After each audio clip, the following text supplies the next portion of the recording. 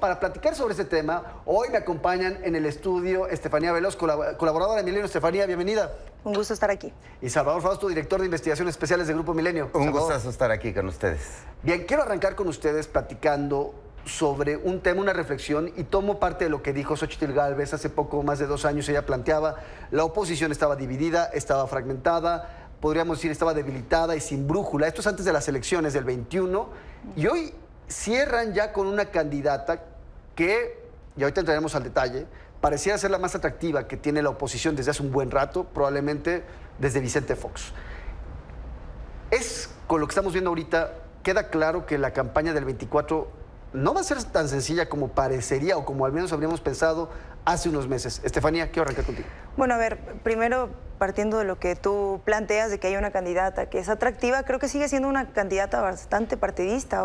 El evento que vimos hoy no fue ni ciudadano, tampoco creo que el furor de Xóchitl sea ciudadano. Hoy vimos banderas de 3 partidos que movilizaron en la Ciudad de México y en la República. Si no, no habría sido un partido lleno de tantos colores, aunque ella ya se haya dicho daltónica. Pero este evento creo que fue un acuerdo entre dirigencias de partidos. Hoy seguimos viendo el músculo de los partidos que están en el frente. No es un frente ciudadano, es un frente partidista. Creo que ha logrado aglutinar a la oposición con esta candidata, pero yo no diría que el furor ciudadano de movilización de Xóchitl se vio hoy. Yo creo que es un ejemplo de estos acuerdos que se han hecho dentro del frente. Tú, Salvador, verías que lo que estamos viendo ahorita y que ciertamente, como lo plantea Estefanía, es un acuerdo entre los partidos, entre las cúpulas de los partidos. Ahí tuvimos a Alejandro Moreno, a Jesús Zambrano, a Marco Cortés. Parecía que va quedando diluido, al menos esta noción de ciudadanización del proceso. Pero tú verías que esto influiría en una campaña más competitiva para que el frente pudiera realmente hacerle frente, valga la redundancia, a quien salga de Morena en el 24? Sí, aunque hay algunos puntos interesantes en la presentación que hace Xóchitl, que trata de presentarse como una candidata independiente, esperanzadora, sin duda se presenta como una candidata herida, es decir, una candidata que no culminó el proceso de selección a través de mesas de votación, decidida por la ciudadanía.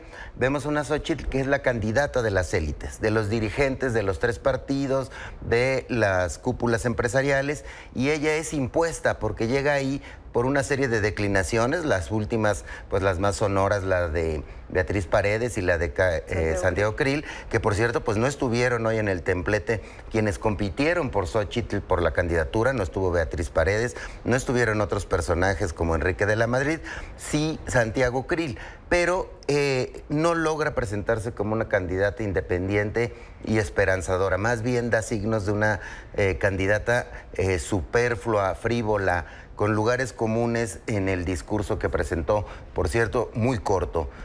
Parecía que tenía ganas de bajarse del templete. Ciertamente ese es un tema que ha sido fuertemente criticado en cuanto a Xóchitl Gálvez, que ella se presenta con este lenguaje que quizás trata de conectar con el público en general, pero que a muchas leguas, pues a veces también, como lo planteas tú, se ve simplón. Y sobre eso me quiero enfocar ahora, porque el discurso pues parecía no tener una orientación ideológica. Ella ha sido siempre muy enfática en que la ideología no pesa en su orientación política, pero tampoco la vimos muy confrontada con Andrés Manuel López Obrador, es decir, no lo menciona de manera tan frontal, no es tan ríspida como ha sido en otras ocasiones. Queda la impresión, al menos de mi lado, pero solo se los quiero preguntar a ustedes, de que le está tratando de hablar a este electorado quizás o potencialmente arrepentido con el López Obradorismo. No sé si esté dirigiendo hacia allá las baterías. Estefanía. Bueno, yo rescato 3 cosas de lo que dijo. Primero, los insultos que ya decíamos, de que no aceptaba personas huevonas. El segundo es que para ella era claro que no había que tener una ideología, porque ella pues no tenía ideología y además no veía colores. Insisto, aceptarse como daltónica políticamente me parece un error en términos de lectura. Y el tercero es este abrazo que hace hacia las madres buscadoras, que de un lado yo diría que las madres buscadoras pues están buscando que su agenda sea cumplida, y eso es encontrar a sus hijos y a sus hijas con vida, por un lado. Y la otra es pues que inicia este evento de la mano de mujeres trabajadoras, de mujeres que han sido marginadas, para tratar también de lavarse la cara, para decir, bueno, yo no soy todo esto, pero miren quién me acompaña. Y entonces, pues hablábamos de Ceci Flores en el corte. Trae esta manera de decir, yo no soy ni de partidos, yo soy estas mujeres que están acompañándome, pero hemos visto históricamente que asociarte con ciertos movimientos no te hace ser parte de esos movimientos, y creo que también fue un error partir con eso en lugar de asumir que lo que la trae hoy al templete tan grande ha sido los partidos políticos. Hubo un desdén a los partidos políticos, y aparte a mí me llamaba mucho la atención que decía, no había oposición hasta el día de hoy. Perdón, pero ella ha sido senadora bastantes años. Ella se suponía que era oposición. Yo creo que se está desdeñando a ella, a los partidos que estaban atrás, desde Marco Cortés hasta Alito, les está diciendo no han hecho nada en todos estos años, hasta que llegué yo a salvarles el pellejo y ellos estaban atrás, pues calladitos, tragándose lo que ella estaba diciendo. Me parece de bastante torpeza, pero el discurso de hoy es Xóchitl Gálvez en todo su esplendor, no hay que confundirnos, nos está diciendo lo que es, su estrategia es evidentemente neoliberal, creo que plantea un proyecto donde la gente tiene que trabajar, donde el Estado no tiene que intervenir, ya lo decía también en una entrevista del País, yo a la derecha le voy a dar más contratos de energías para que puedan pagar impuestos y una serie de otras cosas. A la ultraderecha, ¿no? A la ultraderecha también. Hoy nos dijo qué es, cómo va a gobernar, qué es lo que quiere hacer, y también nos dejó ver que no tiene rumbo político. Fue un mensaje creo que sin trasfondo político, fue un mensaje sin propuestas, fue un mensaje que no nos dijo cómo va a gobernar ella, pero sí con quiénes va a gobernar. Ahí me quedo con lo que dice Estefanía Salvador, un mensaje sin trasfondo político, pero también quiero recordar a un claro referente que tienen en el frente y que tiene Xóchitl Gálvez de manera directa. Vicente Fox también llega a la presidencia de la República con un mensaje sin un referente político claro, más allá del hartazgo con el PRI. Y eso en su momento funcionó. Y quiero regresar también a lo que decía Beatriz Paredes en la semana. Los procesos mercadológicos son los que terminaron definiendo la candidatura del frente. Palabras más, palabras menos, la estoy parafraseando. ¿Tú cómo percibiste el discurso del día de hoy? Sí, yo percibí un discurso con mucho miedo. ¿Dónde vemos el miedo de Xóchitl Gálvez? Un poco en ese discurso muy de marketing, muy de que tiene que hablarle ahorita en esta primera etapa a su público, y cuando dice esta frase facilona con las groserías, cuando dice yo no voy a estar con rateros, y ves al lado a los del PRI, ¿no? Y ves que en su probable gabinete va a estar Cabeza de Vaca o Silvano Aureoles, o recuerdas a los otros expresidentes recientes. Entonces dices rateros y lo asocias con estos personajes de los partidos políticos.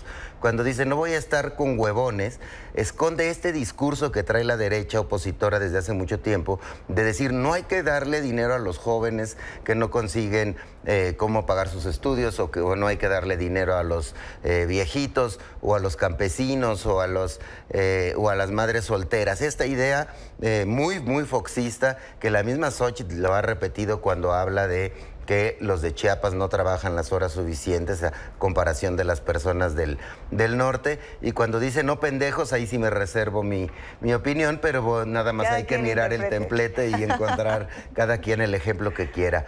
Ese tipo de discursos me parece que reflejan mucho miedo, que le están diciendo a López Obrador, ya, un pacto de paz, no polarización, no nos digas corruptos, no nos digas que queremos regresar a los privilegios. Y López Obrador revira hoy con una astucia política y les dice, aunque se disfracen de cualquier color, que se disfracen de cualquier manera, no vamos a dejar de ver que es la candidata del PRI, del PAN y del PRD. Es decir, es una cola muy difícil de ocultar. Bien, con esto me quedo porque realmente ya se nos está acabando el tiempo. Les voy un minuto para una conclusión cada quien. Nada más yo diría de mi lado rápidamente, Estefanía, tú lo mencionabas. Ella decía, aquí ya hay oposición, soy yo, y atrás estaban los líderes de los partidos, que habrá que ver también qué tanto margen de maniobra le dejan a Xóchitl Gálvez para poder articular su propia candidatura, su propia campaña, porque finalmente siguen los arreglos de siempre. Estefanía, para cerrar. Claro, bueno, primero algo que dice ella en su mensaje, y es voy a gobernar para quienes no les abrieron la puerta del palacio, y creo que eso es un mensaje de que en ese momento decidió que ella iba a ser candidata a la presidencia de México, porque antes de eso se había planteado que la ciudad cierra su discurso, más o menos con esa idea, aquí empecé y aquí voy a terminar, ¿no? Desde la puerta de Palacio hasta Palacio Nacional, que me parece sintomático, y su obsesión también con el poder y con el presidente, y con ese, creo que al final sí le dolió que no le abrieran la puerta de Palacio. Y la otra es, creo que hay que plantearnos no solamente si hoy hubo personas ciudadanas, si hay ciudadanos que apoyan a Xóchitl Gálvez. Creo hay que ver el gabinete que se plantea desde el frente. Nadie del gabinete es ciudadano todos son miembros de partidos políticos, bueno, del PRI, del PAN y del PRD, desde Silvano Aureoles hasta cabeza de vaca Romero Hicks. No hay un planteamiento ciudadano. Eso es también un mensaje para quienes han pensado que va a ser la candidata de la ciudadanía. Salva. Sí, bueno, pues vimos una candidata, finalmente hay candidata de la oposición y me parece que es una candidata que entusiasma a un sector de la población que está contra el presidente López Obrador. Sin embargo, esa intención de llegarle a los indecisos que todavía que están un poco críticos de López Obrador y de la gestión de su gobierno, no me parece un discurso eficaz, me parece un discurso más queriendo coquetear con el PAN y este tono superfluo que, insisto, es que no se lo puede quitar de encima, esas frases fáciles hechas, como decía Estefanía Veloz hace un momento, parece una candidata Fox 2, ¿no? Es decir, ahí tenemos una opción que todavía no está llena y todavía no está sólida. No cuaja, ¿no? No cuaja esa candidatura. Bien, pues ya vamos empezando, vamos platicando y los estaremos invitando a esta mesa para que sigamos analizando lo que va ocurriendo en las próximas semanas. Estefanía Veloz, Salvador Frausto, gracias por venir a M22H. Gracias.